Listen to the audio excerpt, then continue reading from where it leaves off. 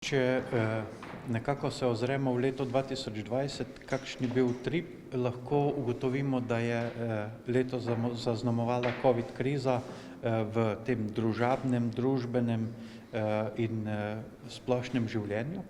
Hkrati pa lahko ugotovimo, da so se tisti projekti, investicije, razvoj, ki je bil načrtovan, da se je tudi realiziral. In imamo v tem delu precej nekako klasično leto v tem razvojnem smislu, v ostalem delu, družbenem, kulturnem, športnem, šolskem, pa popolnoma porušeno strukturo leta glede na povprečna leta v preteklosti.